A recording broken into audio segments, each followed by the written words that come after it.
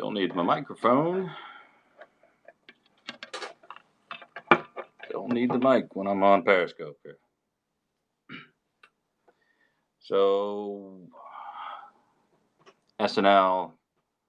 Maddie, we're, I guess, experiencing some technical difficulties here. I was out at a fundraiser tonight, a gala for my my girl's school. So I hadn't heard back when I wanted to let Glenn know that I was going to be a little late. So I've been hanging around. I've been hanging around for a couple minutes, and he's not in the in our Zoom chat yet. So he's traveling back and forth between Manhattan and PA, and oh boy, you never know what's going to happen with that commute. So we did this once before. We just schedule a layover, almost like a take off and land again on YouTube. But I didn't want to let everybody in there hanging around. So if you could just announce to the YouTube chat on MAGA Coalition YouTube channel, just let them know to stop over here on Periscope for a little bit, and I'll get a message from the boss, Glenn, when it's time to go on YouTube. And again, apologies because I probably threw everything off. I did not expect this thing to go as late as it did, but it's one of those galas where it's a fundraiser for the school, and they do a bidding thing, so a silent auction thing. So you have to wait. I guess my wife bid on a couple things.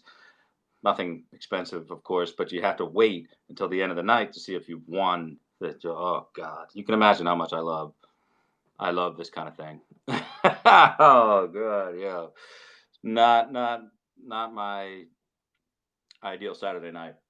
Yeah, they absolutely make you stay till the end. It's a pretty good idea because people keep bidding until the last minute. They see, what the low bid is, and they just jump in. And a lot of people act like Black Friday and trying to get a cheap HD TV at the last minute on the. What can you say about private Catholic schools? That's the way it is now. So yeah, I got a couple text messages tonight. So I'm just gonna go off on a mini rant here, if you guys don't mind. I'm not sure. I've said this before. Like, I'm not really into the YouTube world. We're brand new to it. I really don't understand existing drama that's occurred, and I get that people have had some grudges and things like that. But what a terrible time to try to drag myself or Ginger or Glenn into it. No offense to anybody out there, but my main goal is twofold. One, getting this president reelected, and two, clearing the road, plowing the road to the trash that is QAnon. The rest of it, to me, is just something that I can deal with later. So it's disappointing. I really don't understand what's going on. I mean, clearly, I don't have to itemize the distasteful people that I've saddled up with right now in order to bring light to the darkness that is QAnon. You know some of the sacrifices I've made on a personal front in order to get that ball moved down the field a little bit. So I have a real hard time swallowing, an avocado pit or the egos that just are a little too big for me. No offense. I'm new to the YouTube community. I am sorry if there's existing beef, but MAGA Coalition is just getting into the pool. I mean, you cannot hold us accountable for one thing or another. We try to acknowledge everybody that's participated in the research that we have utilized in order to get QAnon under control, but we pretty much did a lot of work ourselves. And I've been doing this work for a long time, and we've only recently got into the spotlight because of what? 3 separate Q drops against us. And then Q, of course, goes into paralysis. And as far as I know, unless I missed something while I was at this fundraising gala, hasn't done a Q drop since March 29th. So you're kind of winning here, folks. You're actually taking back the inertia that is the cancer, the spread, the metastasis of Q. We're winning here. I really don't understand why someone would try to drag us in to. We're not going to get into your fights. I'm sorry, man. We're not going to, on either side. on either side, really. I mean, I can see what people are doing. I've had people taking bites out of my ass for 2.5 years on Periscope. I've seen people come in, infiltrate, try to grab an audience, and then move on and take it down the road. That's not how we play. It's certainly not how I play. I don't play any games at all with my followers, with the people that have been the fam since November 2016 for me. And I hear a lot of people who were never really big followers of mine talk about how, oh yeah, Adam's been scoping since, the primary. And, then he turned at some point after the election, he turned into like a shill or a Mossad agent.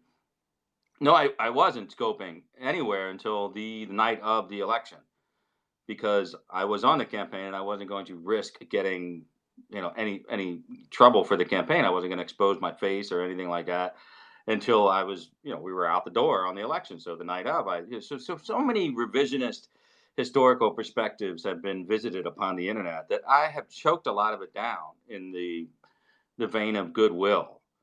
But please, why? I mean, honestly, don't throw Ginger or Glenn or myself into this mix. We're just not a part of it. We don't understand what the YouTube community experienced prior to us. And frankly, we don't care until QAnon is a footnote, an asterisk with two S's, an asterisk in history, dustbin. That's it. I mean, that's clearly what we're trying to achieve here. And anyone who wants to jump in is welcome. And how much more emphatic can I be about that? If you see the people that I have been, allowing this type of synergy to occur with people that I would never otherwise associate with, and that is occurring in the benefit of the president and the benefit of ridding the world of the cancer that is Q. So you can imagine my consternation. I'm just bemused and befuddled that a little, or if even if you think it's a big YouTube deal, a grudge or whatever in the past is going to somehow cause a schism in this fight, then I gotta wonder what you're doing. I mean, I don't want to question anybody's motives here, but honestly, why would you pick now? Why would you pick now of all times to try to drag the MAGA coalition into this type of fight? I got a question. I question both sides of any argument. Why you all of a sudden are cozied up as fast as you did, and I also question why you're trying to call us out and expose, for no reason. I question all sides because I've seen this before. This is exactly what happened with Praying Medic. Exactly what happened with a couple other people. They got close. They started with the movement. They started with the Dixie Cup Nation, and then they just kind of pilfered off.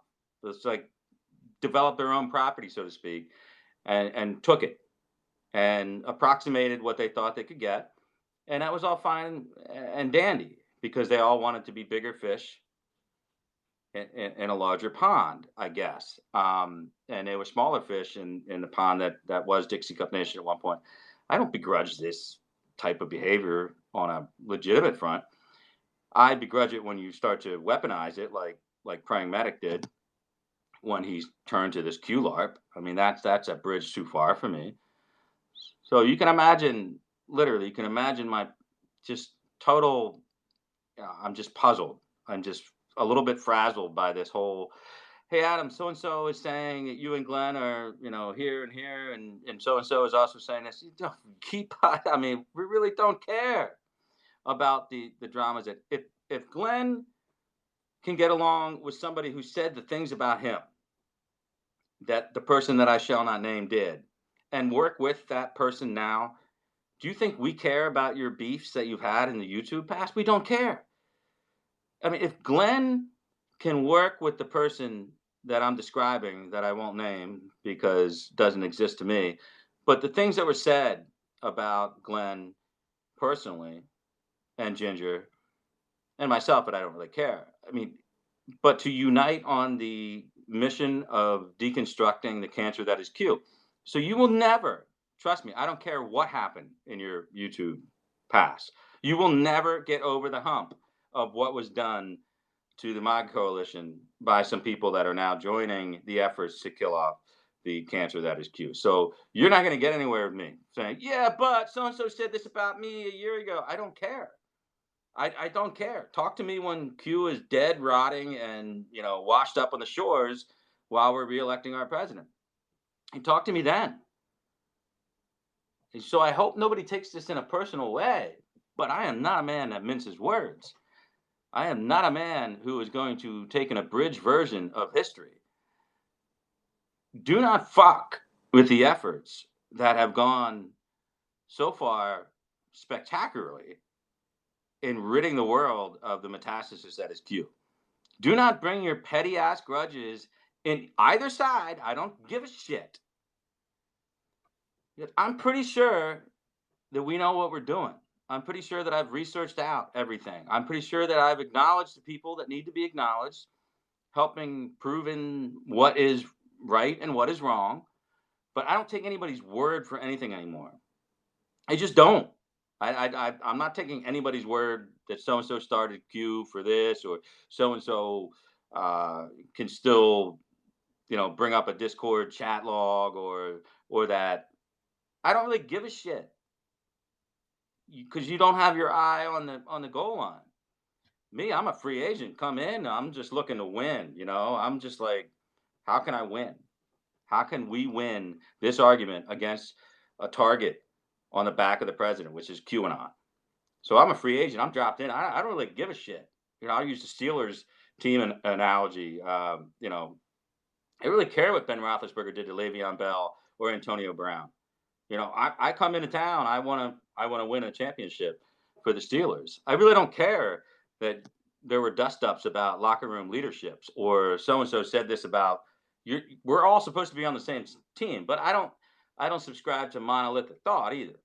So if you can't stand the temperature of the bathwater in order to kill off the cancer that is Q, then I get why maybe you need to step out of the bath. I get it. Bathing with other people is always uncomfortable as it is. But now you're compromising, or attempting to compromise, my work that's been going on for legitimately 3-4 months of pretty hardcore, intensive deconstruction of a false cult-like narrative.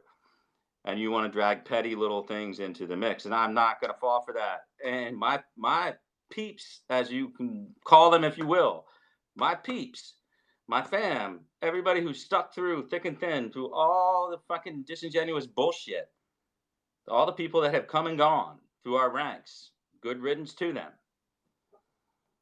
You're not going to bring them into the fold. They are just now, most of them even getting into the YouTube waters themselves. They're joining us. We are not going to get into the YouTube drama, which I've noticed is not unique to QAnon. It is not unique to anything that's occurring lately. I've noticed that, just getting the historical perspective from other people, is YouTubers have a really hard time working together towards anything, because they all want to pilfer off something in the other person's group. I don't know what it is.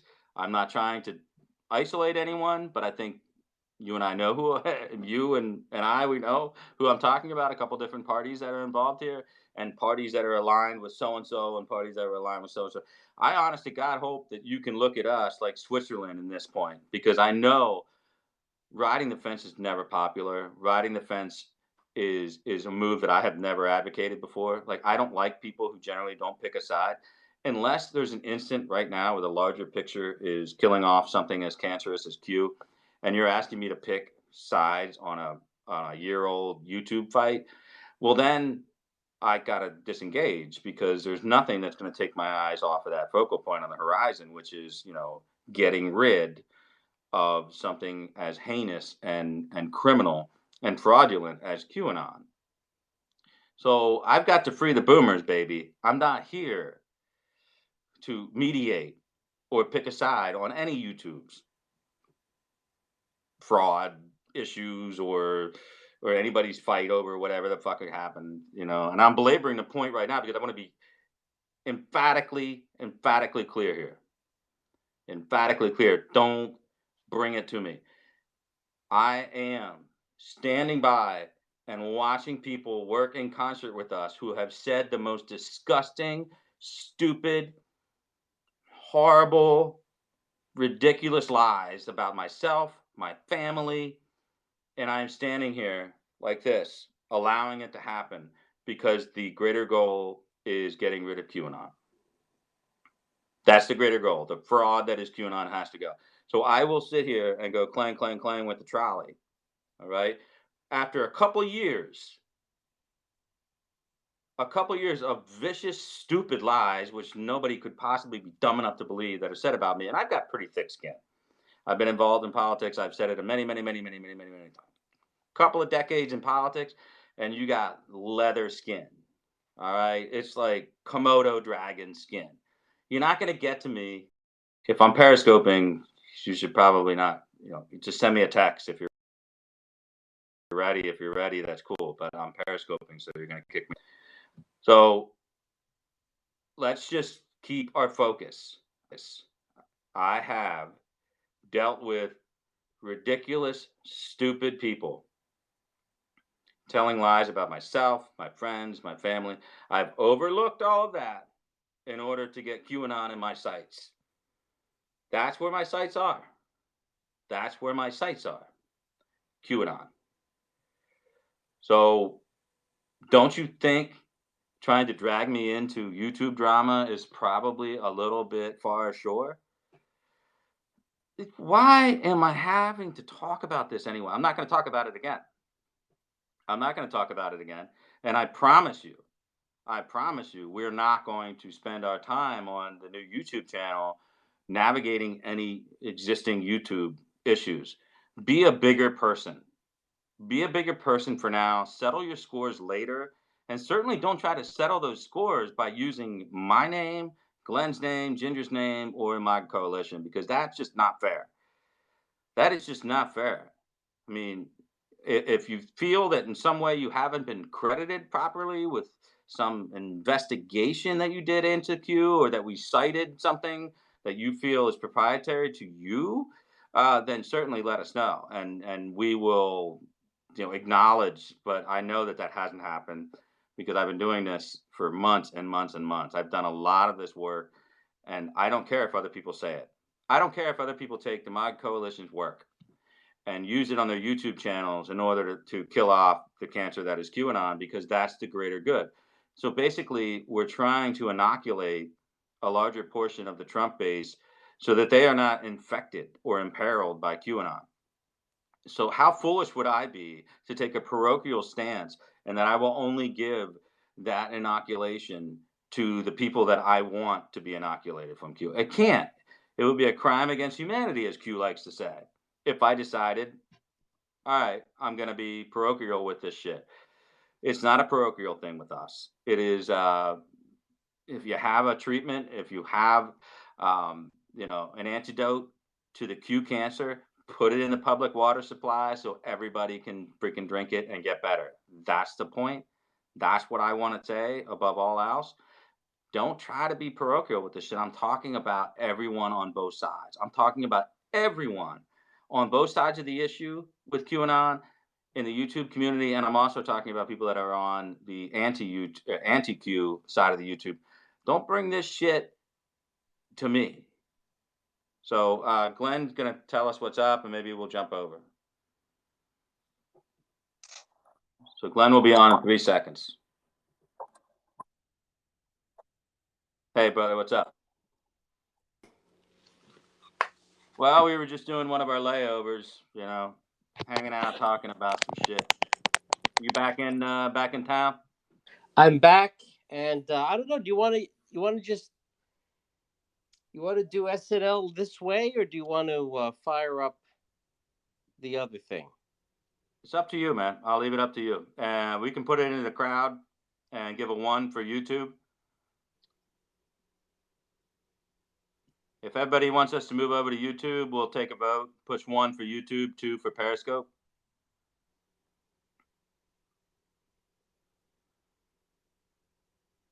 YouTube. Yeah, is that going to be an issue? I mean, do you have to fire up a bunch of shit to do it, or? No, just you know what to do. Get onto the Zoom, and I'm ready to go. Okay, folks, we are going to be literally on at midnight within 3.5 minutes. Okay, I'm going to jump off here, and we'll see you on MAGA Coalition YouTube channel. If you haven't subscribed yet, hop off, Glenn. Go ahead and get your stuff You set got up. If you haven't subscribed to MAGA Coalition's YouTube channel yet, please just go ahead and do it. I know a lot of you are Periscopers, tried and true with me for a long time, and I appreciate that. And I will still do Periscopes, I promise you. But they're going to be moved over afterwards. In case you missed it, they're going to be on MAGA Coalition's YouTube channel. And if you're new to YouTube, you just open up your YouTube app, type in MAGA Coalition.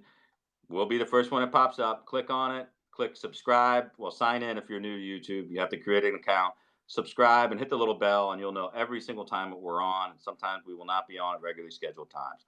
So, like tonight, you never know what's going to be happening, but we were going to address different issues that are occurring right now.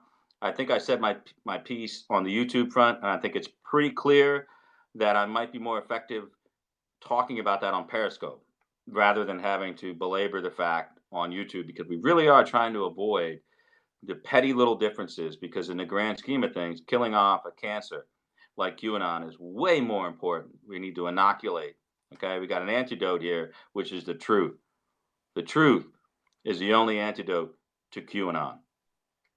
And that's what we have to get out there. So we're going to jump over. Glenn and I are going to be on, I promise you, we're going to be on in 2 minutes, up and running. YouTube channel, MAGA Coalition. I will see you there. This will stay up for maybe an hour or two, and then it'll be warehoused over at the MAGA Coalition YouTube channel as well, because I don't want to lose this message. I want this message out there far and wide. No drama. No drama. Just the end of QAnon. I will see you guys in about 2 minutes on YouTube. If I can ever figure out how to get this thing off. Just go away. And we're here. Not and we're back, because and back to Q. Okay, yeah, no, the internet is working back here again. It looked like you were still on Periscope while we're here. All right. Welcome, everybody. Thank you. I was having some difficulties today. I'm always having difficulties, but these were of the electrical type. So we're here. It's okay. Everything seems to be working. Ha ha ha ha. So Adam, I was catching the last 5 or 10 minutes. DeFranco's asking me what it was. So when I'm not at Manhattan, there's no problem. In Manhattan, it's a 24-hour place. Out here, I'm back in the rural Pennsylvania gig. Out here, if the cable goes down for any reason, I can't make a phone call. I can't do anything. We literally are in the middle of nowhere. And anyway, long story short, the old man decides to take a nap, because every time I need to do anything here, I can just roll right out of bed, push the button, everything's great. Except that tonight, the cable was not functioning, so I wasn't able to make calls. It's a nightmare. After much trial and error, and realizing that I had to look at the power, we have 2 sub panels in this house, and I keep forgetting that. I go to the main box, everything's looking great. But when I was redoing the kitchen, something got tripped, and anyway, it's a long story. So everything is now working. We're here. It's completely boring why you should care about these things, but I'm just saying this is why I'm late. I understand Adam's been talking about some of the things I was discussing. I guess it was on the tail end of DeFango's dark meme show. And well, okay, if that's not going to happen, then it's not going to happen. But no one can say I didn't try. So Adam, here we are. Just trying to wait for my brain to catch up to my desire to do the show now. Well, desire is not necessary, Glenn. Week in the wrap up. So a lot has really taken place in a very short amount of time. If you think about it, 2 weeks ago, 3 weeks ago, you and I would have been doing a show rehashing for the umpteenth time what's going on in the various House committees. And I could probably, even without you, I could take a still image of you, put it to my, at least my stage left here to the right, and I could impersonate you because I know exactly how the show would have gone, right? Something like, so, Adam, it's been like 3 or 4 weeks since the Dems said that they're going to start the impeachment process. But I'm getting this feeling like that balloon is kind of leaking air. What do you say, Adam? Well, yeah, there's really nothing. If you look at the various committees now, they're kind of in disarray. No one really. So we did that show for many, many times, right? We did it since that mid February, early March period. We've done that show. And then suddenly the water broke, if you will, with the Q bullshit. And that's been a roller coaster in itself. Today, did you talk at all about this? There's linkage. There's linkage between the two things, because I think when there's paralysis in Washington and there's uncertainty, I think that makes it harder for Q's predictive skills to even get close to right, which they're never right. I mean, like I said, I have gone through, and let me check my my app alert here to make sure I didn't miss any Q drop while I was at the fundraising gala tonight. I did the courtesy of taking off my restrictive tie for this broadcast, but you can see I'm still a little starched, and it starts to rub against my beard and piss me off. But when there's uncertainty in Washington in the Beltway, when talking points start to get jammed up into a nexus of bullshit between Fox News, CNN, and what you're hearing out of the people in Congress themselves, that's when Q is in a tough spot, because he doesn't quite know where Trump is going to go with things. You can clearly see that he wants to concentrate on the border. He wants to stay away from the issue of Obamacare now. He had to eat that shit sandwich. So Q is trying to, put I should use bingo. Because I understand there's a bingo card out there with the Q Slayer bingo card. But they're trying to like pre-place a spot and predict something that Trump's going to do. It's not easy in this era of government and the overlap with the media, because they can't tell what's coming next. So my guess has been and still is that Praying Medic overstepped his lane, got out of his lane. It caused a lot of harsh feelings with Coleman Rogers and Christina, his wife, and something or another could not be negotiated correctly. And that is why you see the resignation today of the board operator, which is pretty significant, Glenn. Because as I understand it, and admittedly, I have rudimentary knowledge of the Chans because I don't participate in them, but the 8chan board operator is the one with the trip code and is the one releasing the quote unquote Q drop, which you would need to be in communication with the so-called QAnon in order to get that done. The resignation now puts it in the hand of a board of volunteers or something like that, or a collective of volunteers that exposes the true identity of QAnon. As ridiculous, here we're talking about, it's almost as if like, oh, the boogeyman might actually be exposed. Well, the boogeyman doesn't exist. So now there's a board of people, or a collective of volunteers on 8chan that will administer the trip code and the Q drop, as opposed to the ostensibly Coleman Rogers as the board operator, since he was the one caught on camera twice activating the trip code for Q. So this is actually, it sounds pretty mundane, but it's actually a pretty big development in that world. And I would not blame Coleman Rogers or his wife, Christina Urso, for getting out of Dodge now that the alphabet soup agencies are involved, now that there's going to be problems left and right and all around every corner. I wouldn't be surprised if you just take that money and run, stash it, play dumb, hire a lawyer, just get the fuck off. And I think there's going to be interruptions of service on the ship box, the Patriot ship box, because I think there's going to be some arguments on that, on how that is, people are going to be questioning loyalties. This 412 Anon guy, I'll get his name soon enough.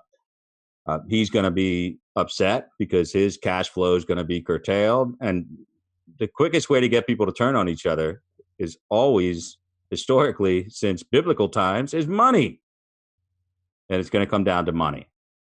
And it was all started by Medic, who just couldn't let it go. Because in his mind, all he ever wanted was to be bigger, badder, and better than me.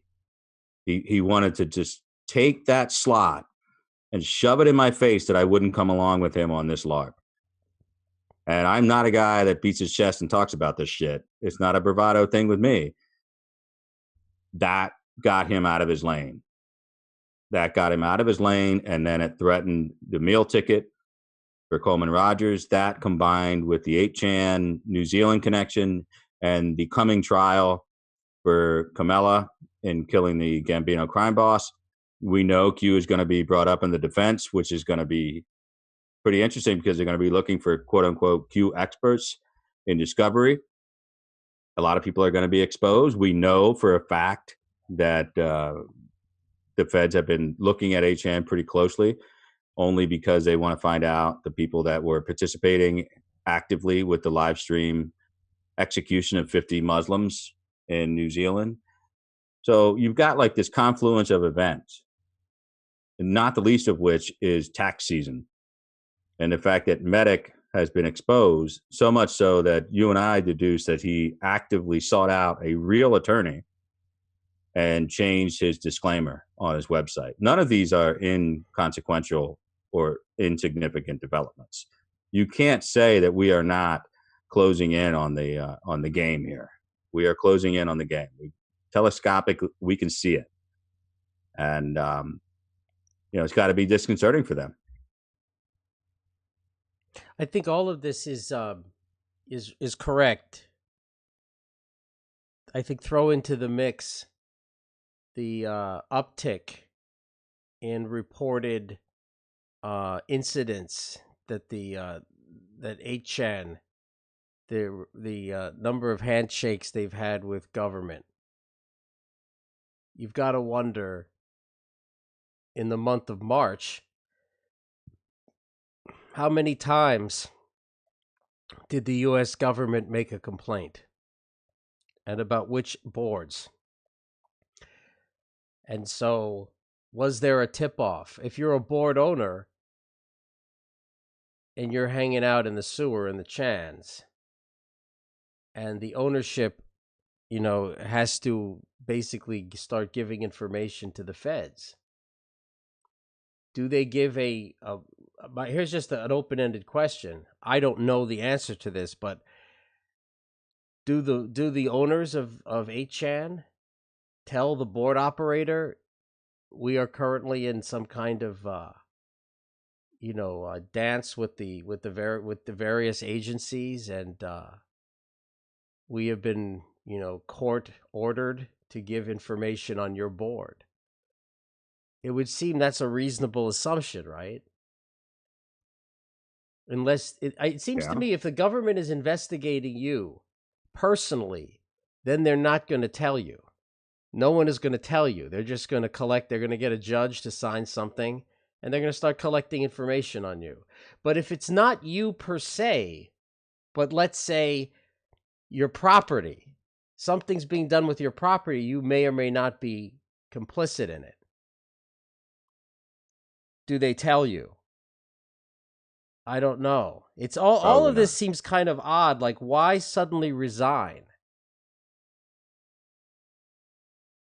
What do you make of that? This sudden resignation? Well, I mean, like I said, it's a confluence of events, almost like a weather pattern, right? Low pressure, high pressure meets, and things happen. I think that's what we're looking at here. I mean, you start using Q metaphors like how many things have to happen simultaneously before it's mathematically impossible. to deny. And I think at this point, it's pretty much mathematically impossible to deny that Coleman Rogers and Praying Medic were at least 1/3 or 1/5 or whatever you want to call it of the QAnon group that was posting, and they had a disagreement. And certainly, somebody wants to keep their money. And now that the three-letter agencies are involved, particularly the IRS, which is actually the DOJ, criminal tax division of the IRS, that prosecutes this stuff, I think would be a little unnerving to me. It would be the Clearly, most unnerving to me. I mean, all of these agencies are bad news if they yeah, start looking at you, but let's look at the track record, guys. It's the IRS that has done the most damage historically. I mean, ask Al Capone. How much did he ultimately fear the FBI versus the IRS, right? yeah, I think you look at. I don't want to put words into the indictments here or even the convictions, but Michael Cohen, Manafort, Rick Gates, all elements of the DOJ's criminal tax division are involved in that. And I think that these people are just smart enough to figure out that that is the easily the most prosecution worthy angle of attack rather than going down other roads. There's no typical way to ensnare somebody into a debate about their First Amendment rights and hate speech and all this other bullshit. I think the quickest way to get at them would be to take them out with the tax laws, which are pervasive and deadly. And the tax code is not simplified to the point where you can get away with this shit, even calling yourself a ministry. Sorry, not going to happen. Reminds me of my best friend in 1977. His name was Rico. That's an actual truth. When I was well, that's pretty ironic. yeah. Because Rico definitely dad, applies here too. that was when I was living in England, and his father was I guess what's the equivalent here? It'd be like a sort of like a he was like a political consultant hired by a lady named Margaret Thatcher. He was like Margaret Thatcher's PR person who was trying to get her elected. And, sure enough, um, about 6 months after we moved back to the States, she actually was elected. And then the rest is history. But that his name was Rico. And people here are talking, they're writing Rico, Rico, Rico. And it reminded me of this guy. I was like, shit, I remember. How many decades was that? That was a long time ago. But I think Yeah, Rico is your biggest enemy when it comes to this, these type well, of things. absolutely, because Yeah. you can couple a lot of charges together, and you don't need to reach the same evidentiary bar, and you're doing it on a transcontinental fashion. You're going across state lines, and it's pretty much an easy trigger for the feds. They're not going to leave this to a state agency to prosecute any of this shit. So, See, there's like a different. If you and I were doing some kind of bullshit, like as a fan of Paddy Chayefsky, Sidney Lumet, the wonderful film and screenplay that is now known as Network. I think one of the greatest American films, probably of the 70s, maybe, top 20 of all time. Fantastic work. If you recall in that film, it was a commentary on the media primarily, that they were seeing the media devolve into what it is today, a kind of like Fox News, CNN-ish, where there really is no more news, there's no more integrity, everything is exploitational. And they had Sarah the soothsayer had a segment, right? Rather than have straight news, it was like Sarah the soothsayer, and she had some chick with a crystal ball saying, I see blood, I see pain, right? It was a serious thing. We could do the same thing. That thing would be Q, right? We could have a segment where we could have maybe Ginger could come on wearing a some sort of like witchcraft outfit, and ostensibly praying to Satan and finding out the truth about the Democrats, and all the having we'll have a fake simulated, altar where a goat is offered up to Baal, and who knows what other kind of nonsense, right? And we could pretend that it's real, wink, wink, but no one would believe it. It would be seen for what it was, like some kind of sick, twisted comedy routine, or we were pulling people's leg. Sure. Why? Yeah. Because we're using our real names here, right? Everyone knows you're Adam Gingrich. I'm Glenn Herman. Mhm. We have Ginger McQueen, and they know what we've Yep. been doing for the last 2 years. You're trying to make sense, trying to help you um, offer a political insight in a world now where actual political insights are few and far between. There's just so much bullshit being thrown around. Very few people who actually do politics like you've done for the last 20 some odd years are trying to get out there and say, no, no, this is what's happening. This is not what's happening. Let's talk about what's really going on in the real world, within the world of politics. But what if we did something anonymously? See, this is what I keep coming back in my head. What if we hadn't given our real names, and you and I, and we talked about this many, maybe like almost a year and a half ago as a joke. Remember we had that conversation? Wouldn't it be funny if we created a show that everyone in the show was animated and we used voice pitch modulation to change our voices, and you would be an animated 3D cat and I would be an animated 3D like crab or something, and we would we would do a serious show, but it would be fake and no one would know it's us. And we laughed about it for what, like all of 6 minutes, and then said, yeah, but we're not in sixth grade anymore, and so that's probably not going to happen. What if we done that? What if we had done that and then started making up all kinds of bullshit, just like the Q people had?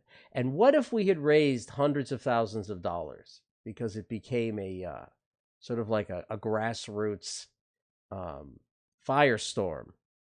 Mm-hmm. Where does it stop? At what point does it become clearly interstate, some sort of like interstate conspiracy to defraud? When this, I keep thinking, if I were these guys and I'm like sitting on a couple $100,000 of cash, which I've raised, and how did I raise it? By committing some kind of conspiracy to defraud the public, that I'm not some toothless scraggle motherfucker living in a trailer, right? I'm not that. I'm actually a super secret government person with my super secret access to the president, giving super secret information to the public on, of all places, 4chan, later 8chan, now Vote. See, Kyle. So all of these things are there. I'm wondering, this is how I'm like sanity checking myself, thinking, would the feds be interested in me had I done that? And I just keep thinking, yeah, hell yeah, they'd be interested. Just the dollar amount that they raised would put me on the radar. Even if I was innocent, even if I was doing something that basically I could defend in court, I still would be on their radar just on the dollar earn itself. What to speak of the anonymous bullshit? It's like we're talking about fake things in the Matrix. And then when we actually use their real names, all their little queer followers come to our any place that they can shit. They're like, hey, doxing, you're the lowest of the low. You're... Suddenly, being able to lie to the public with this fake anonymity, they're making the argument this is a good thing. The feds don't give a shit about your LARP. They don't give a shit about your childish feelings one way or the other. You raised over $1 million on the backs of a bunch of broken, lonely, disillusioned people. And now you're making a funny little noise now that the feds are stepping on your leadership. Your leadership is under pressure. And I just keep, Adam, I just keep coming back to this. If you and I had done it, it's all fucking traceable. There is no, I mean, you can hide some of your Bitcoin transactions, whatever. That shit might be worthless by now anyway. But the rest of your PayPal, Patreon, there, if you go and look into your terms of service, if approached by the government, they don't even need a subpoena to get all that information. All the government has to do is request it, and they give it up right away. Oh So the yeah. easiest thing, you cannot whitewash this fucking money. The only way you could possibly launder this money is try to set up what Medic has, and that is put together a ministry option without filing your actual request with the IRS, because you don't want to risk getting denied. You figure, it's easier to, ask for forgiveness than for permission, as far as, getting declared a ministry or a church historically with the IRS. But the last cases that are sitting on the docket have precedence over the Scientology case. You can't just do that and get away with it. You're gonna have to pay your taxes. So Medic may actually have a chance to pay penalties, big time penalties, and not go to jail. Coleman and Christina and that little gang, I don't think, or Jeff Peterson or Scott Johnson, that crowd, I don't think they took the same precautions. I think that they're just taking in the money thinking that, oh, they're never going to be able to decouple these super chat donations or PayPal or whatever. They're Wrong. never going to be able to prove who gave it. So they're not going to be able to convict me of being a receipt of it. That's not how it works. No. Okay. It's not how it works. They don't need to prove. All they have to do is prove that it's not your money you're giving yourself. And you've got your criminal evidentiary burden met. Oh, and by the way, Problematic it's to the Alphabet. extreme. Alphabet, Google are the ones who are.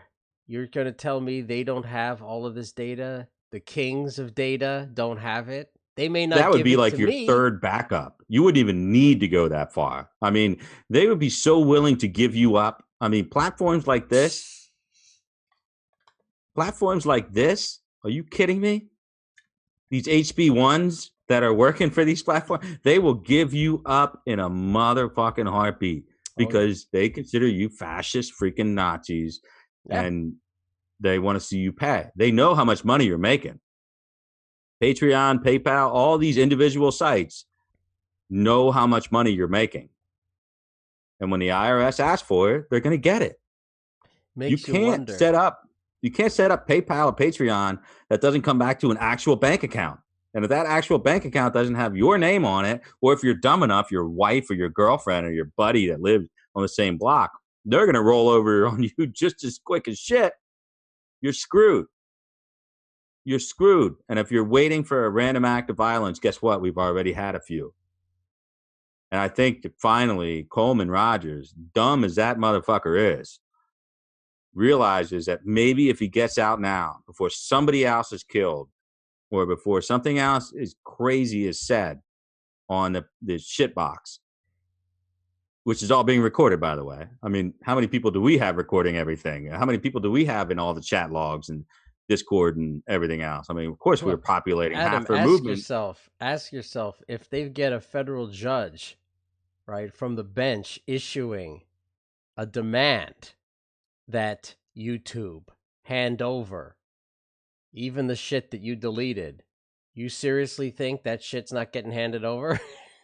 Of course it is. Damn right. Listen, it's getting handed over. I'll tell you one thing. People ask me, even tonight, some people that I know and I haven't seen since the Gala last year, they were like, they were talking about how ridiculous this whole, they had no idea what QAnon was. They had no idea. So I started to explain a little bit of the particulars. They're horrified. They're like, what are they talking about? What do you mean? I mean, it just horrified them. They were like, wait a minute, that sounds like something that, people in Cuba would want, or, it sounds like Russian propaganda. Same thing we've been saying. These are doctors, lawyers. These are really intelligent people who spend a little bit of time on Facebook, maybe Twitter, but not much more. And they're like, well, listen, don't you know so-and-so that works at the White House, or so-and-so that works for, one of the agencies? And I'm like, yeah. So why don't you just call them up and be like, put an end to this? They're like, because that's not how this shit works. This is alleyway bullshit. This is like, seriously, subway platform 1978 NYC late night bullshit right here. This is a dogfight. There is no one that's going to address this in DC that's a serious person. There is no one. that's going to willingly get on this ride to hell. I have a couple of ways in my back pocket that I could deploy that within the next week or two if I wanted to. I don't need to pull that shit just quite yet because I want to give as many people in the Q movement a chance to wake the fuck up while they can. And it's happening.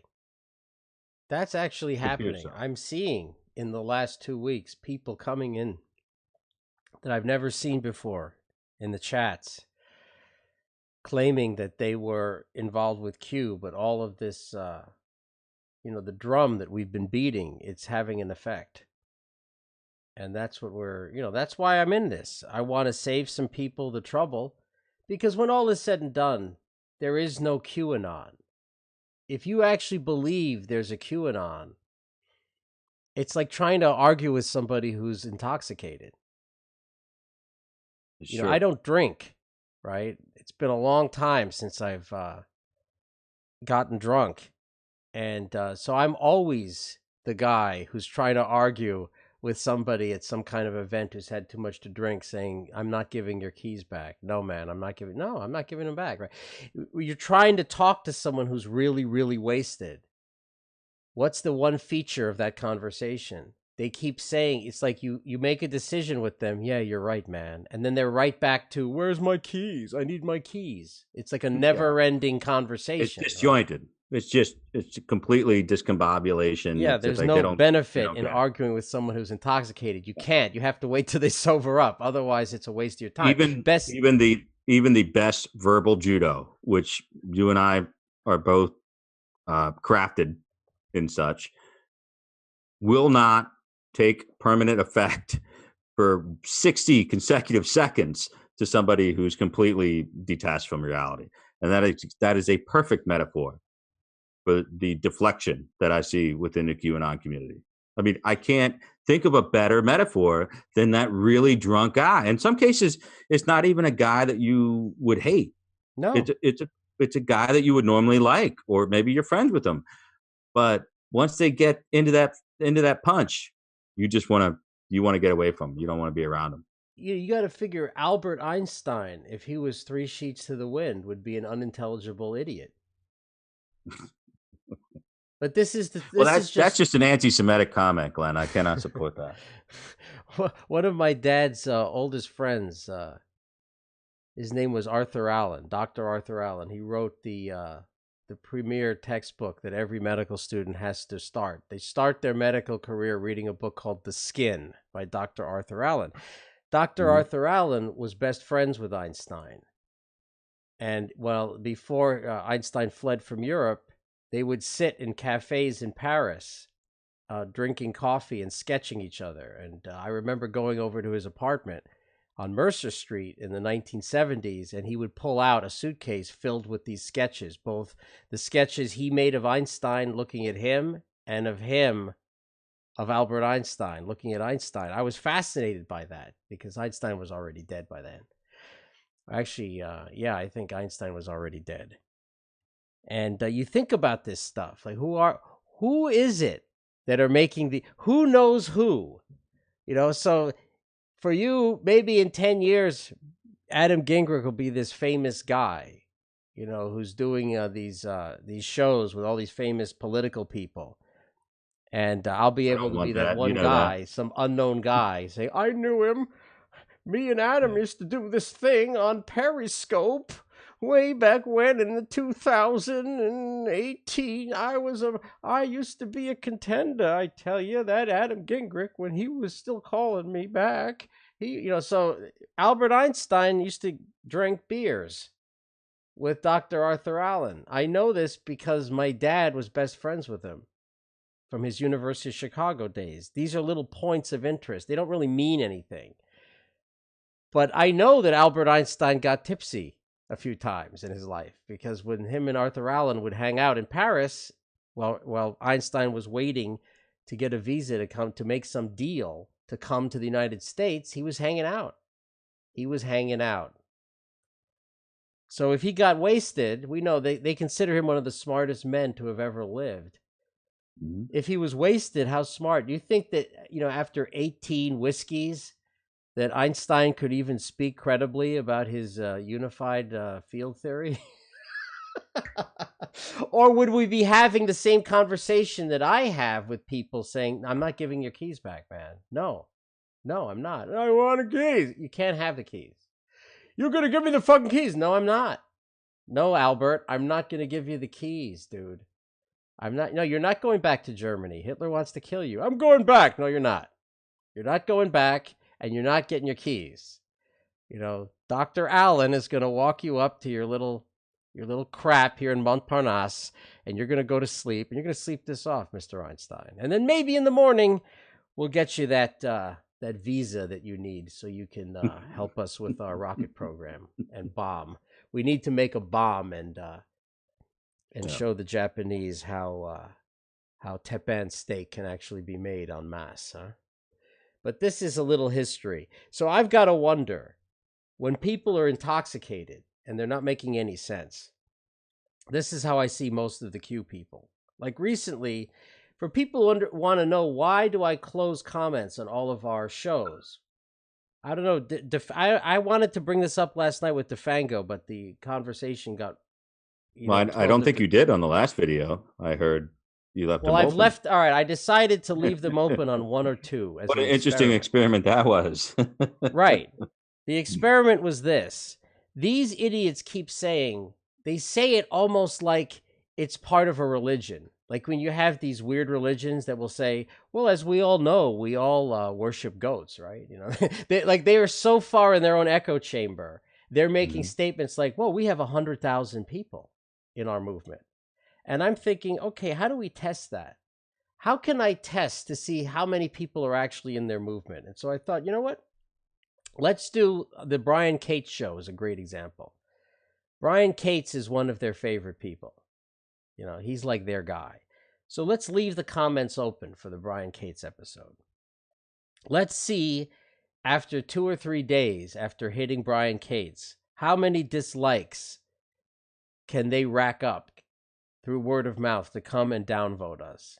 How many negative? Yeah, but this is like a percentage. Remember, I've been at this game a long time, Adam. I've been tracking analytics on the so-called electronic boards since the early to mid 90s when I worked at Prodigy, before there was a World Wide Web if there was no Netscape browser yet, right? I was still doing this shit.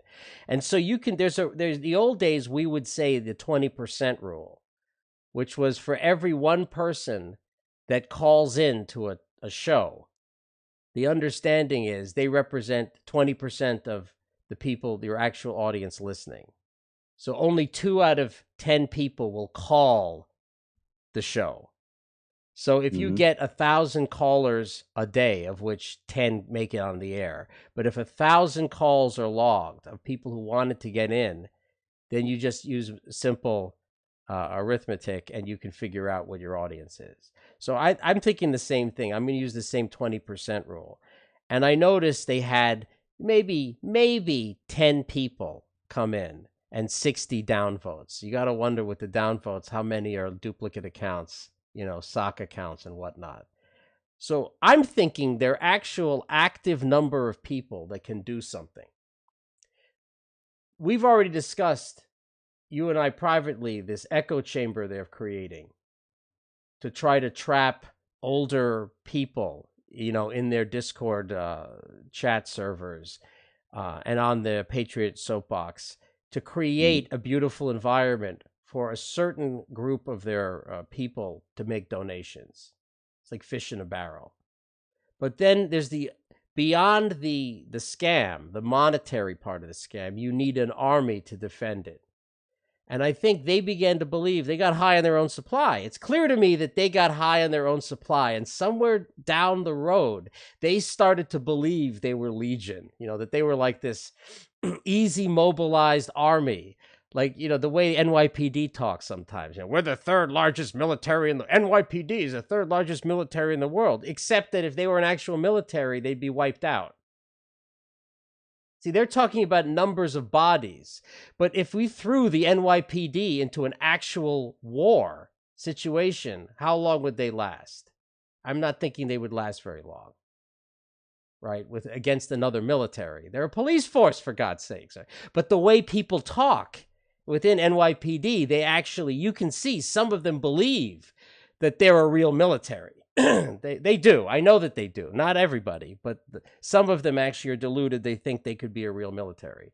And so I'm wondering, the Q people, do they actually believe that they have 100,000 people in their army? Certainly, praying asshole, he said that 10,000 Anons will be rolling up on us, right?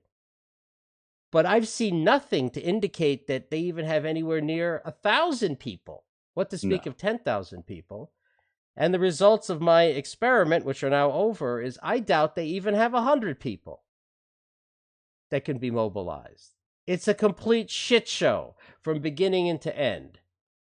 And I don't believe them anymore.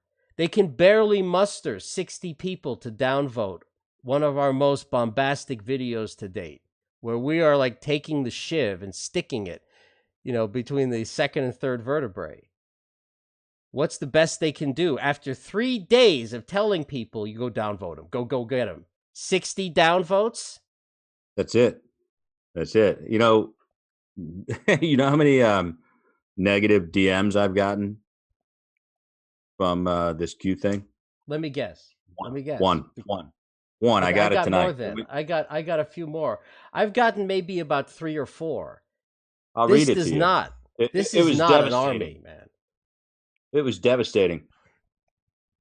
I won't give away the Twitter name because I don't want our people to descend upon them and feast upon them like turkey vultures, but they are pretty much dead to the world here. I never thought you were a sleazeball, capitalized. I randomly capitalized sleazeball. I thought it was Panda, fucking with me for a second there. Wow. Friggin' loser. Friggin'. Couldn't lay out the real F-bomb on me here. I hope you end up in prison. Okay, I'm not quite sure what would the charge be, I wonder. Trigger that? I don't know. I sentence you, Adam Gingrich, for throwing a legitimate truth bomb on Twitter. Right. I sentence you to 5 years to life. For calling out some disgusting porn guy. Yeah. For being a disgusting porn guy. We are giving you 5 years. He said, but the judge would also probably say, hey, I would fine you, except you have no money. Right. Yeah. So I responded to this sick individual by saying, hey, send me something. I'll autograph it for you for free. Thanks, man. And that's how you handle these people. The best they could do on the comments, I opened the comments on 2 of the videos, and the best that they got was somebody saying that because I wear sunglasses, that I'm like some kind of, dick sucker or whatever, which was good. Wow. I mean, that's like, as far as shots go, it's like, well, at least that's a shot. But the one that I really liked was the first out of the gate. Some guy who runs a conspiracy YouTube channel who literally looks like a shriveled testy, not even testicles, one small testy. One testy? Wrinkly, who also, by the way, wears sunglasses, interesting, on his dumb show. And he has like 1 million of these shows about space aliens, the whole thing. His only rejoinder to us was, oh, look, 2 giant douchebags. And I liked that so much. I made it the favorited comment for that show. So that now has been favorited. Wow. Highlighted comment. You win, dude. You win. And I'll let you just DM me. I'll bring you on the show. You can come on any time and tell us why we are douchebags. But what's funny is that's the best. Yeah, but that's the best that they had. That was literally the best negative comment after leaving the thing open for 2 days. 48 hours, that's the best that they had. And the number of negative comments was maybe 5 to 7 out of maybe 30 or 40 comments. Nice. And 60 downvotes. By the way, everybody, feel free to upvote us now because this is their game. They send their now that they do, they get about 10 or 15 live downvoting, and then over a 48-hour period, they're probably talking on their Discord server. You got to go over there, downvote. There's only one way to, just shut them up. Is just, if you're new here, click subscribe. Just That's the only way to shut them up. I mean, if you want to throw your arm up in the air and say, I don't care about Q, I think Q is stupid and I think it's divisive and I think it's just a piece of shit, should be killed off like any cancer should be, then just hit the sub button. Really, that's all you got to do, because you're showing them in nonverbal communication what you think of Q, because there is no mistaking MAGA coalition for any other express purpose. I mean, we clearly are here to facilitate the end of the metastasis. That's it. I mean, we consider that the most effective use of our status is to get rid of things that are obstacles to the president's reelection. Yeah, what a You don't have radical to listen to thought. me. You don't have to believe me on any other respect, Glenn. But if you are undecided and you're watching this on YouTube and you're like, what do these guys know that I don't know? I promise you, I know a lot, but I promise you that eventually I will be a part of or assist in facilitating or directly be responsible for disproving the very notion of a QAnon being close to the president. So just take my word now and tell your mom or your dad or your grandfather or yourself that it's not real. Save your money. Give it to President Trump.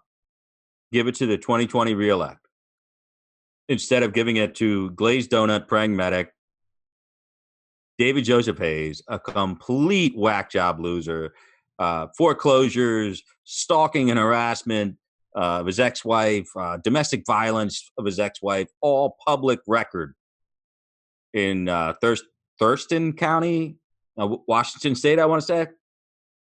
You can all figure this stuff out. This guy's got tax liens, foreclosures, criminal charges. Okay, does that sound familiar? Guess what Coleman Rogers had? 16 misdemeanors and a felony. And a felony. All right, he's a fucking felon. All these guys are the same way. Look into Jeff Peterson's background. He's an anti-Semite, a rabid bot farming software manipulator in Florida. His little buddy Scott Johnson or whatever. We're going to, one by one, we're going to do a video series exposing all these people. You know why? Because we care about you. We care about Donald Trump. And my name is Adam Gingrich, and that is Glenn Herman that you're looking at. So we have the moral authority to point out who you are. Our stuff, all on the fec.gov website. You want to see where the money's going? All you have to do is type in 6 freaking letters into your internet browser and find out about everything that we do. So we expect the same out of you, who are taking in far more money than we ever took in. Why should we afford you your anonymous status while you are ripping off and lying to the American people? Those who don't know better about how civics works, about how the government works, and you actually have them promulgating Russian propaganda, anti-American propaganda, Stalinism, martial law, public executions, Gitmo, suspension of habeas corpus and due process. All of this stuff is exactly what the goddamn Soviet-era Russians would want. It's the ultimate KGB op landed on the fucking internet. So don't come at me and say, well, why does the MAGA coalition want to divide people on Q? Because Q very much supports Trump. Listen, man, there's only one thing bigger than Donald Trump. One thing bigger, and that is the United States Constitution. You hear me, assholes? There's only one thing more important than Donald Trump and his reelection, and that is the preservation of your constitutional rights. That is the preservation of the constitutional rights of your fucking political enemies. Because once you give it up, you can never get it back. And you will never retain power in a constitutional republic or any democracy. You will never, ever get that. So stop wishing for public execution of your enemies, because the next thing is going to be you. It's going to be you on the chopping block. And that's what we're stopping. We're stopping fascism that is rampant on the internet and it goes by a single letter in the alphabet, the 17th one, the seemingly innocuous letter Q. Bullshit. Turned it into cancer. Well, we're the chemo. It's going to burn. Ain't going to feel good. Going to kill off some healthy cells, but it's the only shot we got. Yeah. This anonymity, I don't know, somehow in the last 15 years, people have this expectation in America that we never had, which is the right to create chaos and take shots at other people anonymously. We had some anonymity in our society before 2001. Some. Mm-hmm. You get like every now and then you'd get a anonymous Washington Post or New York Times article by someone who feared government reprisal or some type of reprisal. Maybe it's a mafia person giving testimony. Maybe it's somebody who's an FBI agent whistleblowing. So you're not showing him on the news. They put him against a silhouette figure with a voice shifter giving testimony on CBS News, something like that. But it was really the exception, not the rule. But now anybody is expecting complete anonymity to be able to do all manner of disgusting activities. And they feel not only are they entitled to do it, but they should be able to do it without repercussions. Like I use my real name. Adam uses his real name. Yeah. We've never had alternate personalities. Everyone always knows it's me, whether I was doing MNN or my New York City Guns Periscopes or whatever. Even before I was on Periscope, I was doing my own audio podcasts starting around 2012. And if you click the About tab on New York City Guns, it talked about Glenn Herman. It talked about how I sued Michael Bloomberg and the case. You could link to it. The PDF came up, and there's my name, and my address in the court documents. But then you have people coming into the chat. I see them here. Bill Mitchell is here. He says he uses his own name, but you're not using your own name. You are Ice Wolf. You're a Nazi. You're a fucking Nazi. You're what you run with our friend 33 Rule. But you don't use your real name. I know your real name. I know where you live in Long Island. I know who you are. I could tell people right now your name and your address and the years you worked for NYPD. But people like you think it's great to come in here, sometimes as a friendly little bot like tonight, but oftentimes an antagonistic one, but always an anonymous one. And that's how you make your living, as an anonymous troll. And what's happened in America, where everybody has become an anonymous troll, I think the whole civil discourse has become just complete garbage. And so Adam and I are up here, we're saying, I'm Glenn Herman, there's Adam Gingrich. And we're trying to we've been trying since we started this little excavation, trying to have a meaningful discussion with the populace at large about politics, about Trump, about the future of the country. Just like this asshole with the name that's Runes, saying we're a troll pack. Hey, motherfucker, why don't you tell us who you are? Who are you? Who are you? We don't know. And you don't want to tell us. You want to come and take shots. This is what's wrong with America today. This is what's wrong. Yeah, see, come and find me. What am I going to do? Go to every gay bar in Cincinnati? I'm not going to find you. I've got other things to do. Right? I have other problems. But don't think for a second that you are on the same level as Adam and myself. You are not operating in the open. You are not letting people know who you are.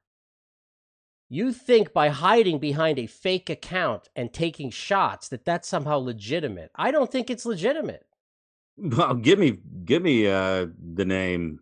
I'll have it in a week or less. I think that's what, people are going to say. That's a threat of a dox. No, it's a threat of somebody coming to your property breaking your window, trying to get into your home. This is a real life situation now. The internet is not a zero penetration situation anymore. It gets into people's real life. People's identities are stolen. They're threatened and all that. You can't get away with that shit anymore. If you want to threaten us, if you want to slander us, then we will uncover your identity because we're pretty fucking good at it. And if you want to uncover ours, guess what? Just fucking type in 6 letters, FEC.gov. You got it? That gives us whatever imperative we fucking need. Because dirtbags who threaten other people, they don't deserve anonymity. They just don't. And you won't get it with us. So keep coming in here, keep fucking around. You think it's an innocent troll, which is fine. If you want to troll us and say, Adam, you're ugly, Glenn has no hair, great. We're fine with that. We can look at, we have mirrors. We know that that's actually a true statement. I have hair. It's just none of it's on my head anymore. No, it's your back, and it's very awkward. I'm not going to the beach with you. That's why, unlike some people, I don't appear undressed on Periscope or on YouTube Live. Thanks, everybody. You can send me more money now to keep me clothed. How's that? It's a reverse proposition. Ask the question, who is this anonymous information? Well, I know that I don't know who you were talking about specifically, Glenn, but whoever it is, it won't take me long. It won't take me long to figure out who you are. And if you think that that's a threat in some way, it's not. It's just merely a promise. Yeah, I'll find out who you are. I'll find out who you are, dude. Yeah, I mean, look, we're at the point now where I don't mind Ice Wolf and his antics. He's been at this for over. I don't give a shit about any of those people. He's not a specific person, but I'm saying collectively, where our popular culture is now, that somehow somebody who's willing to say, hello, my name is Glenn Herman. I run a company called New York City Guns. I teach basic firearms and some other type of things to the public. Well, at least I did. Now I'm kind of, I don't know what I'm doing. Now I'm the vice president of MAGA Coalition, and we're trying to do something for the 2020 reelection. But I'm a real person.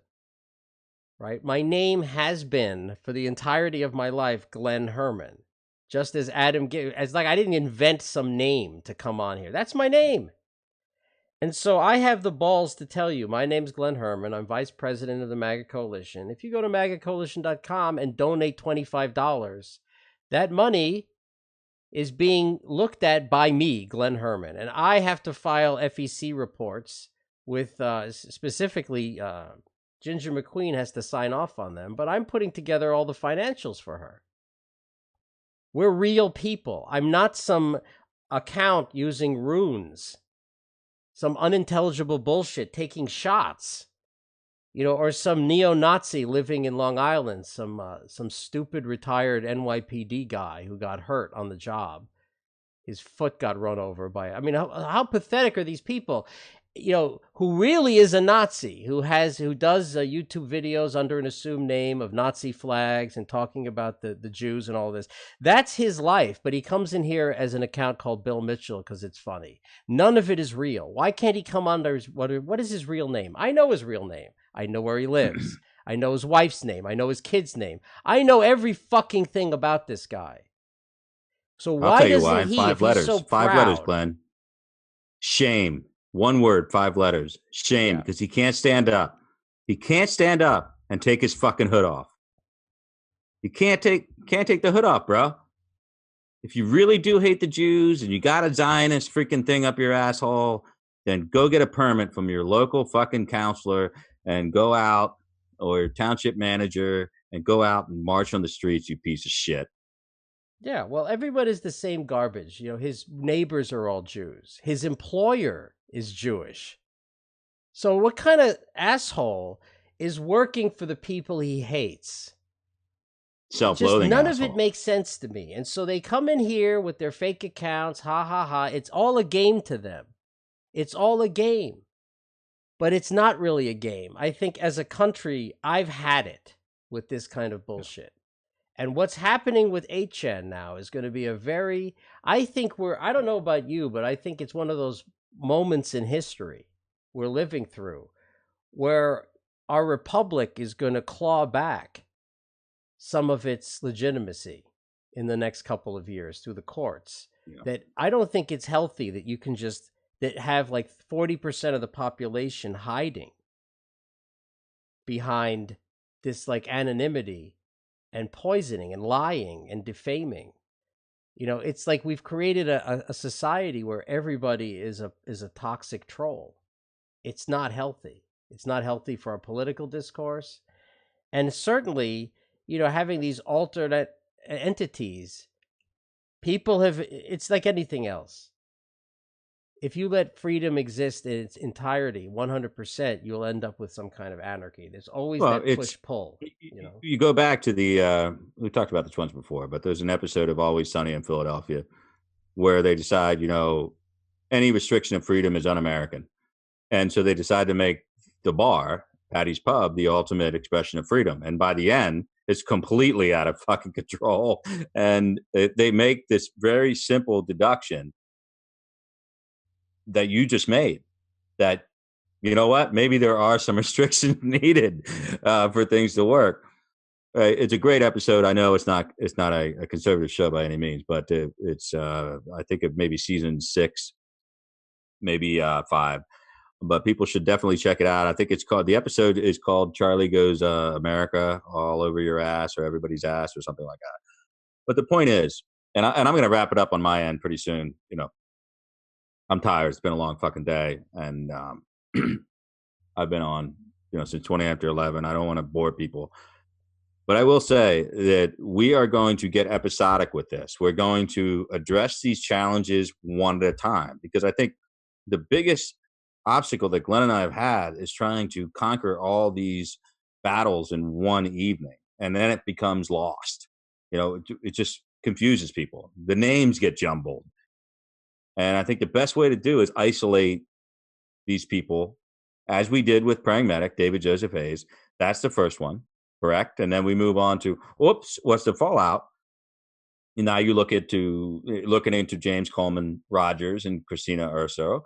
And then you start figuring out, wait a minute, this guy lived in his parents' basement, a year ago, and now he's buying a new house. He's got new cars. He's brandishing a gun, even though he's a felon, which is another felony in the state of Virginia. And all these things start to add up. And then you look at the proximity of Jeff Peterson and Eric Johnson, I think it is, or whatever, to Ann Vandersteel, who just interviewed in the Matrix. And what I mean in the Matrix is Jeff Peterson. So they're all tied up into a web of deceit and scammery and fraudulent behavior. And that's what we're here to stop. If they want to declare themselves as a nonprofit, as a 501c3 or 4 that's going to have to report to the Federal Election Commission, that's fine, because then we're on the same level playing field. Now we can all see what's above board and what's not. But I still see tonight in searching MAGA Coalition in the search bar on Twitter that they are still attacking Sebastian Gorka and his wife. They're still attacking us as shills, paid shills. There's still shit on there about us being paid by Mossad, for God's sakes. It's just, they can't decide whether or not we're Nazis or Jews, and that goes for Sebastian Gorka and us as well. It's getting a little bit ridiculous. We are not, as I said before, we are not thin-skinned people. You're not going to force us out of this fight.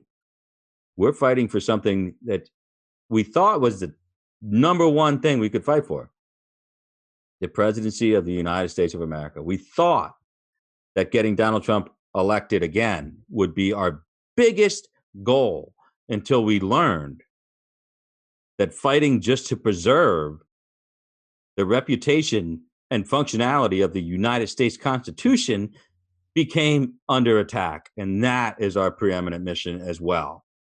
We've got 1 and 1A.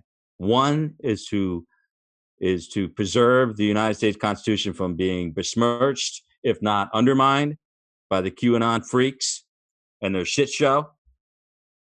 And then 1A is, of course, getting Donald J. Trump reelected to office. And I don't think that they are mutually exclusive things. We have to do a part of both those things in order to make sure that they both occur.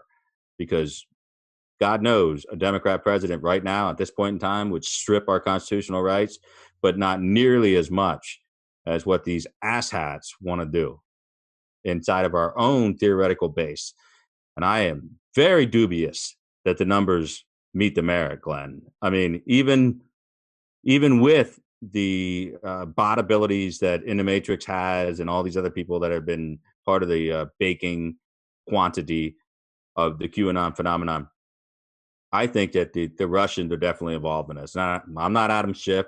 I'm not Mark Warner. I'm telling you, there is an outside entity that is inflating the numbers on this because there's a lot of broken English. There's a lot of weird egg accounts that attack you when you mention Q on site. These are bots. And like you said, if you leave open comments, like we should be ratioed like hell. If real conservatives thought MAGA coalition was a cancer instead of Q, we would be ratioed to all hell, and that's not happening. There's a lot of people that want to stay out of the fight. A lot of people that want to stay out of the fight.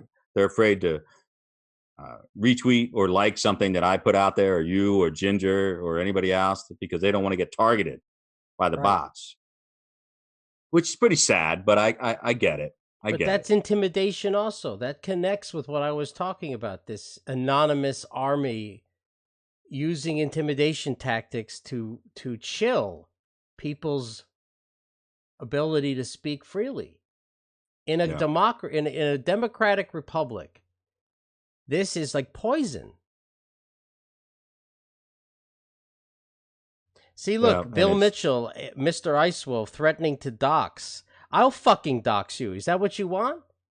I don't need to do it. 33 is already, you've doxed him and he's doxed you. We know who you are. My point is, why do you come into this? Why do you keep coming in with fake accounts when I know it's you? Who's the pussy? You have no manhood. You have none. You hide behind fake accounts.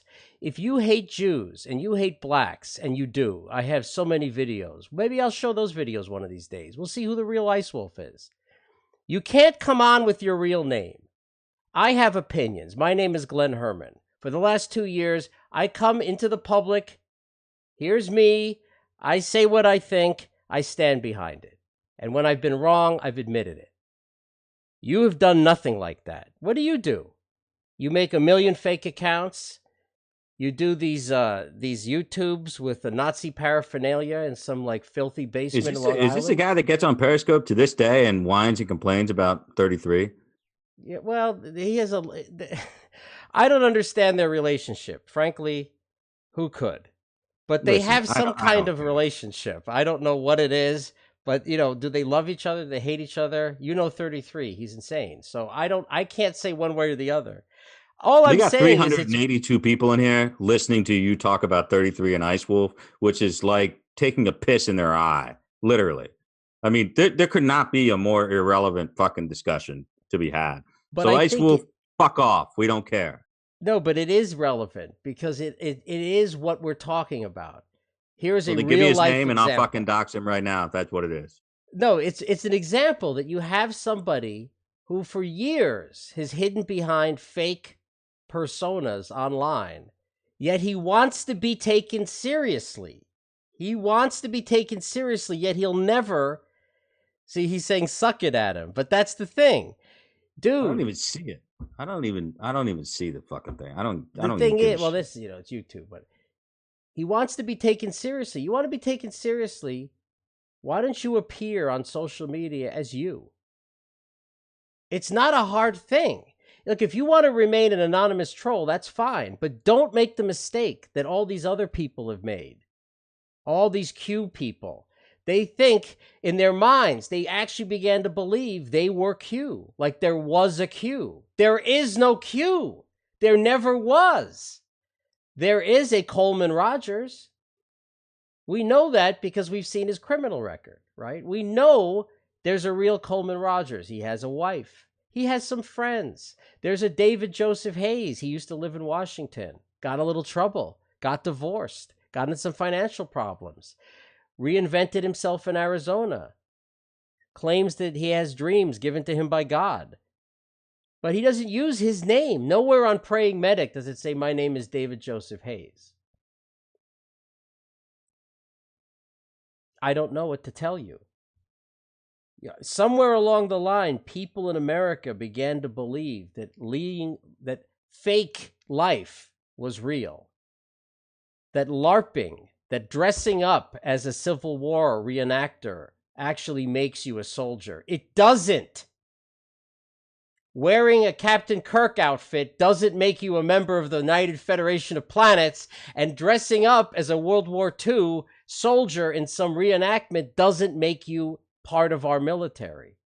And making an account called Bill Mitchell doesn't make you a legitimate person in our debate here, our public discourse on politics and the direction of the country. It makes you a troll. And that's not fine. even a good one. Not even a fucking good one, man. I mean, we're in the era of like trolling is a lost art. I mean, it's a lost art.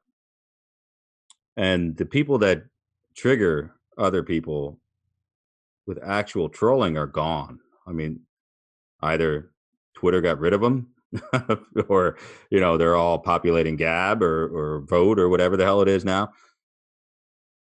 Not all trolls are created equal. And there are some that have a larger mission. And I think you're going to find one in particular that's back in the mix. I'm not going to say the name because you'll be able to figure it out. The one ultimate fucking troll that said that they would come back when it was time for Q to finally die. Well, I got bad news for you. He's back. And I don't think it's like I said, just part of the confluence of events here. I don't think it's a coincidence that he's back now. I don't think it's a coincidence that Q has been paralyzed. That he can't even fucking drop a single bullshit pro-military or anti-child predator fucking Q drop. Because there's dissension in the ranks. There's panic. Panic at the disco. For Q. Well, some of them have actually talked to lawyers now. It's got that shit just got real, you know.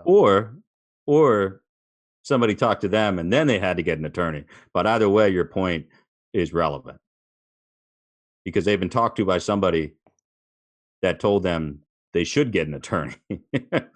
So yeah, I mean, when you're talking about six figures, hundreds of thousands of dollars, and then you attach it to a political phenomenon that leads to murder or attempted murder or even something that happened transatlantic. I mean, you are fucking around with fire. That's what you're doing. And I don't think that this is completely untied with what's going on with Julian Assange and WikiLeaks and all these other things that are going on. I mean, I believe that the Mueller report will contain something. It may be suppositious, but it'll be something that they think they couldn't reach the conviction threshold to bring charges. But do you think it's a little odd that, you know, Assange might get actually dismissed after 3-4 fucking years, right? While William Barr is trying to get the most he can get out of this report public? I mean, there's all kinds of things that are happening. One thing I can tell you for sure that's not happening is fucking Gitmo has not been advanced or in any way anything but upgraded. The square footage of Gitmo is almost identical to what it was 7 years ago, 8 years ago. There is no military tribunal for any civilian ever. It would never be allowed. And if Donald Trump tried any of this fucking shit, they're already on the brink of attempting in the House to bring impeachment articles. How fast do you fucking think they would impeach his ass? How fast do you think a constitutionalist like Mike Lee and Rand Paul would lead the charge to bring Mitt Romney and every other asshole in the Senate that hates Donald Trump? He would be impeached so fast, there is nothing he could do. And every man and woman who serves in the military, swore to uphold an oath to the Constitution, they will never, ever allow any president to usurp the Constitution, which means Article 2 will never trump Article 1. Pardon the pun. Trump knows this. That's why he can't even figure out a way to work with this legislature in a way that we can even think about replacing Obamacare before the election in 2020. That is why we have double the amount of people pouring over the border than we did under Obama. This is the desperation that breeds the contempt, that breeds the conspiracy of Q. Because people want to believe that Donald Trump has some type of supremacy or power over the Constitution as president. He does not. He does not. You're reading too many Ann Coulter tweets. Stop reading that tranny bitch. I'm telling you, this is the, as Glenn has said several times, this is the most conservative president of our lifetime. And he still is at odds, if not war, with his own party in Congress. Overall, he's not. Overall, he owns the party. Overall, he's got it under the thumb like Reagan did. Piss him off and you're gone. Doesn't translate into legislative success. We are riding the economy, folks. If anything happens with the economy, you are going to see fucking red lights go flying. There's never going to be any arrest at all. William Barr was brought on to get that house in order. And let me tell you, there's two things that William Barr hates. Two things that William Barr hates. One, special counsels. He damn sure is not going to appoint a second special. It ain't happening. He is not going to let another wild-ass Mustang loose in the corral. It ain't happening. Two, you know what else he hates? Glenn, do you know what else he hates? Leakers? Besides that? He hates leakers? Yeah.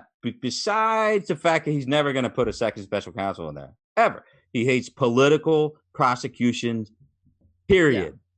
Period, the end. This is the guy that navigated... reduced to another wing of a political operation. Absolutely. He was in there while the Iran-Contra was still going fucking strong. He was in there to fend off literal imprisonment from Admiral Poindexter and our boy in the NRA now, Oliver North. I mean, this is legit shit that was going down. And that case, as you know, Glenn, was a fuckload stronger than anything against Trump. You had the earliest form of emails that were captured that they tried to delete. I mean, those guys were pardoned because Bush lost, and it probably would have been pardoned anyway had he won. But people don't know their fucking history. Don't know their history. What are the chances, after all these years of doing what I do, that I would be duped by somebody called QAnon, and that I'm wrong and they're right?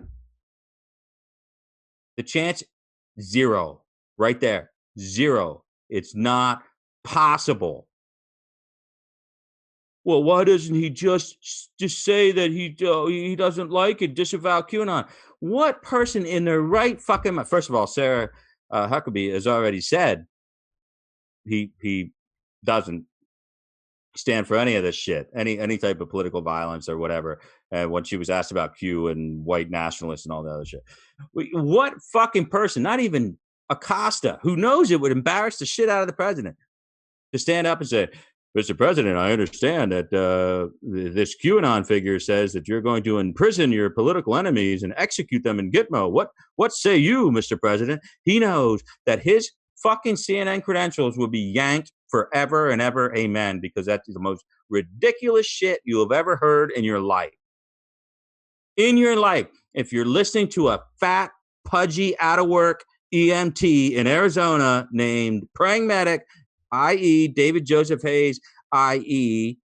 Glazed Donut, who never, ever did anything but write books about regrowing limbs and raising people from the fucking dead. has never worked in government, doesn't understand Article 1 from Article 2 from his asshole and the toilet paper in the fucking commode. You think that this guy's decoding top secret military clearance shit that they decide to not put out there anywhere else, but right in between the anti-Semitic fucking shit memes and child porn on 8chan. Think about how ridiculous this is. Think about how ridiculous you are for believing this shit. And the only thing more ridiculous than believing in QAnon is giving fucking money to the people who claim to be decoding it for you. That's bullshit. That's what makes it a conspiracy, by the way.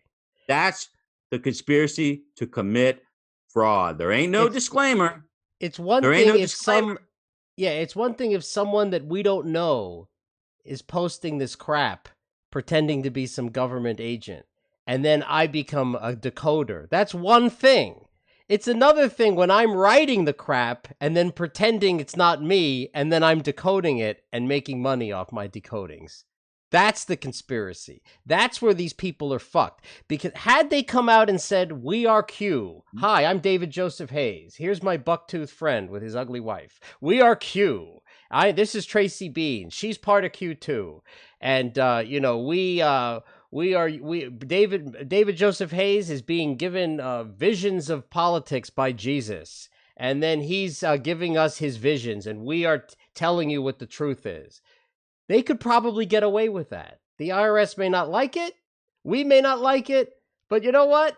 They're actually saying it's our shit. You know, the dubious part is God actually telling David Joseph Hayes about, the things that Trump is going to do? Well, the IRS has a long history of letting people have a very wide latitude with religion because we're a country founded on religious liberty, not just the religions we like or agree with, right? But they didn't do that. They pretended this fake arm's length bullshit. They're inventing the Q drops. They're deploying the Q drops.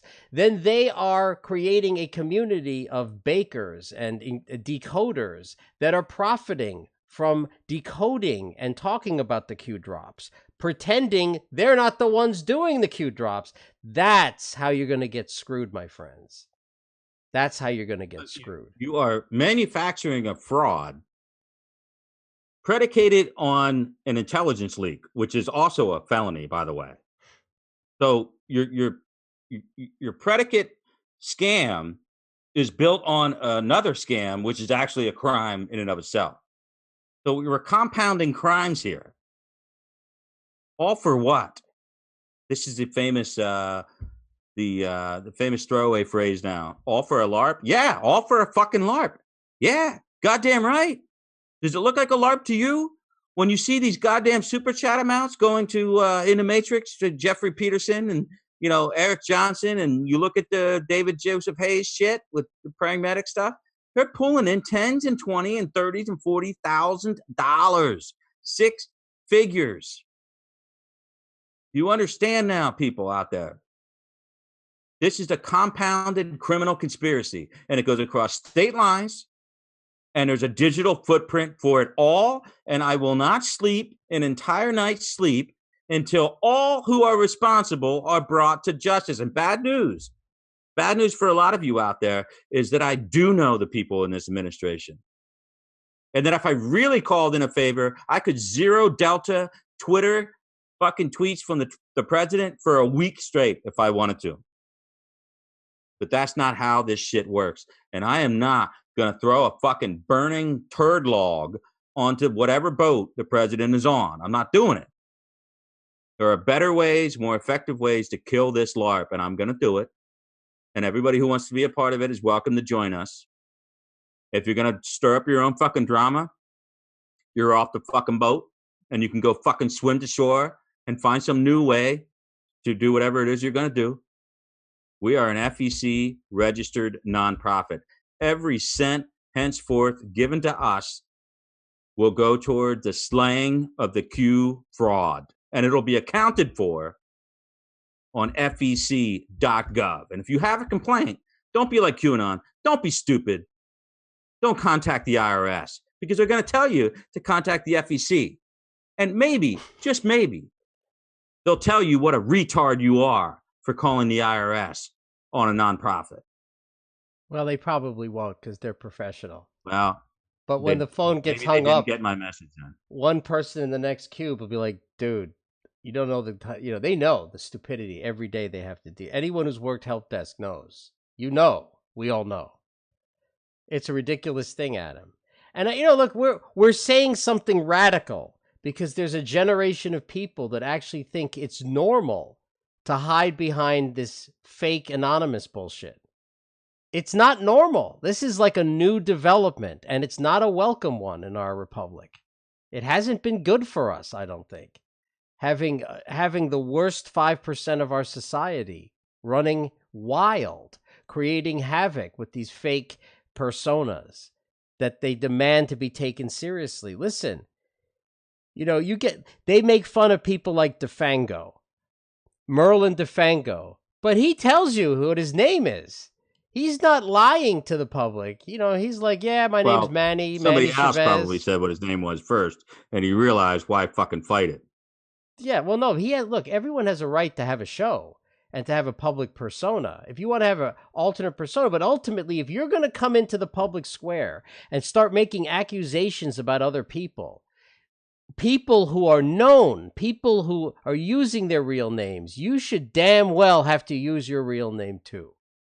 That's my feeling. This Well, kind of to like accept gutter money, press.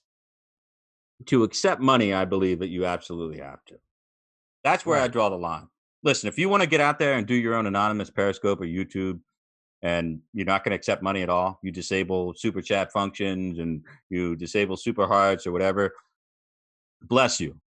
Get it out of your fucking system. Do whatever you got to do. Be Che Guevara. I really don't give a fuck if that's your impulse to do that shit. What we are dealing with here is systematic fraud. And it's happening to a lot of good people with a lot of good intentions. And I have to go out every day and use weaponized language like boomers, which piss off a lot of people. Just like my parents, who have no idea what any of this shit is. My God, thank God they have no idea to get on Twitter or anything like that. But, there are a lot of boomers that are experienced enough to know, why are you lumping me in with these people? It's insulting. And I get those messages every fucking day, and I feel bad about it, and I respond to each one. It's necessary.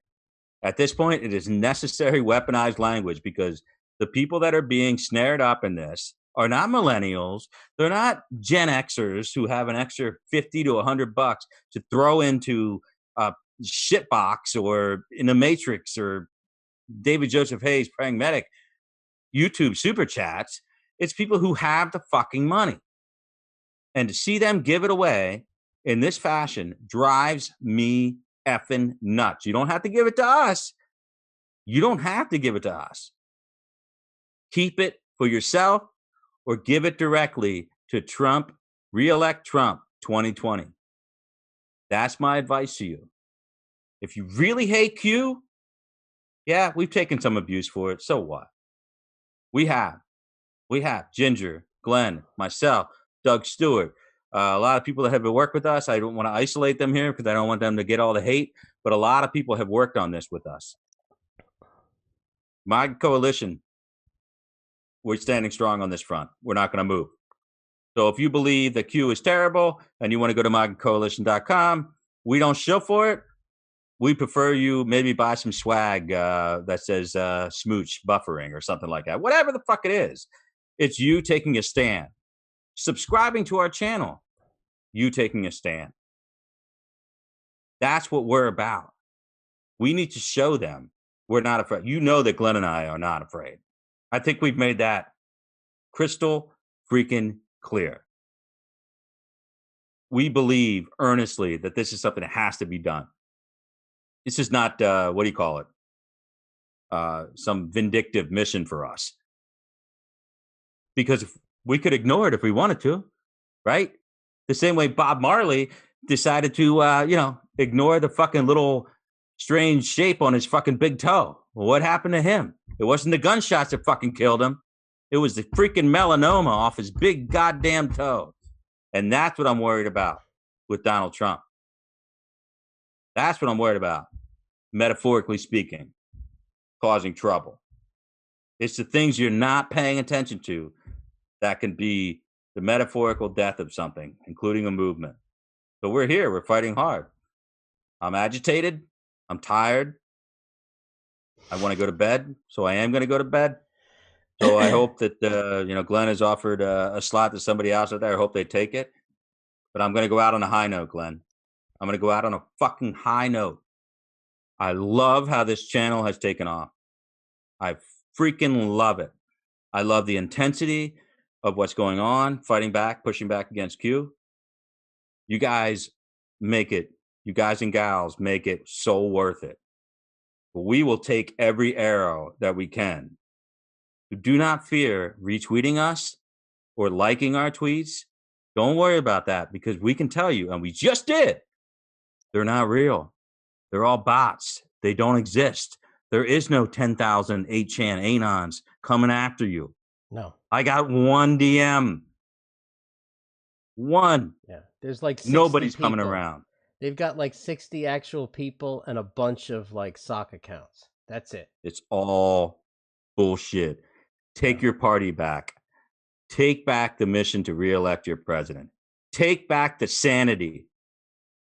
Adam, why do you retweet Will Sommer from the Daily Beast? Why do you retweet Travis View? Why do you retweet all these people that don't like Donald Trump? It's because they hate Q as much as I do. And that the sooner I kill off this fucking virus in the water supply, then I get to concentrate on reelecting Donald Trump. And then you'll never see a Daily Beast retweet from me ever again. Nice guys. Good guys. I want my adversaries to have a different fucking political registration behind their name. And right now, they have the same one. And until I eradicate that poison, doing this for 20 fucking years, you don't think I know what I'm talking about? Until I eradicate that poison, I'm not moving on from it. There's nothing you can do. There's nothing you can do. So Q LARPers, follow the example of Coleman Rogers. Get the hell out of it right now. Stash what you can, because you know you're going to be paying IRS penalties and fines. Try to stay out of jail. Try to stay out of jail, maybe. You know what's going to happen? It's going to be a backflow, like a clogged fucking toilet. In the Matrix will pop back up and try to take that share of the market. Pragmatic's going to run, and then Jeff Peterson and his buddy Eric Johnson they'll start to fill up the vacuum. 412 Anon, who, by the way, I know you're in PA. I'm going to find you. I already said that. I'm going to find you very soon.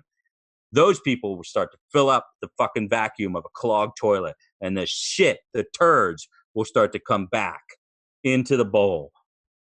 It won't smell good, and it won't look good, and people will figure it out. Shit, we've been giving money to these assholes? Now all your fucking B-listers are going to try to become your A-listers, and you're going to figure out it was a LARP all along. Mark my words. We started this fucking shit 16 days ago with one Periscope about a very nervous pragmatic. Because we know them. We know who they are. We know their personalities. We're not making shit up. Okay? This is an intrigue. But I love you all for following this channel. Click subscribe. Listen to Glenn however willing he is to go on.